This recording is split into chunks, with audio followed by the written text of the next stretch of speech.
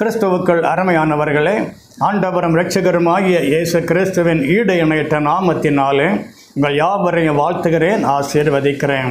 இந்த செய்தியின் மூலமாய் உங்களை சந்திப்பதிலே நான் மிகவும் மகிழ்ச்சி அடைகிறேன். கர்த்தர் நம்மோடு கூட பேசுவாராக. இந்த தியானத்திற்காக எடுத்துக்கொண்ட வேத வசனம் எபேசியர் 4ஆம் அதிகாரம் 26ஆம் வசனம். கோபம் கொண்டாலும் பாவம் செய்யாதிருங்கள். அப்போஸ்தலனாகிய பவுல் எபேசு சபையில் உள்ள கிறிஸ்துவுக்குள் வாழ்கிற பரிசுத்தவான்களுக்கு சொல்லுகிற ஒரு எச்சரிப்பின் சத்தம். எபேசு சபையாரை குறித்து நமக்கு தெரியும். அவர்கள் கிறிஸ்துவுக்குள் வாழ்கிற பரிசுத்தவான்கள், பரிசுத்த ஆவியை பெற்றவர்கள், பரிசுத்தவான்களோடு ஐக்கியம் வைத்திருக்கிற சபையார். அது மாத்திரமல்ல, அநேக ஆவிக்குரிய கிருபைகளை பெற்ற சபையார். அந்த சபையாரை பார்த்து தான் அப்போஸ்தலனாகிய பவுல் சொல்லுகிறார், கோபம் கொண்டாலும் பாவம் செய்யாதிருங்கள்.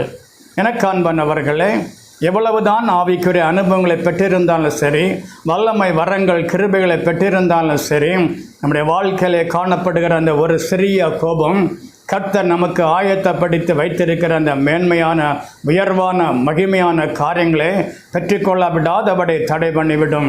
எனக்கு அன்பானவர்களே, இது ஏதோ எபேசு சபையாருக்கு மாத்திரமல்ல, உங்களுக்கும் எனக்கும் அடையாளமாய் திருஷ்டாங்கமாய் எழுதி வைக்கப்பட்டு இருக்கிறது.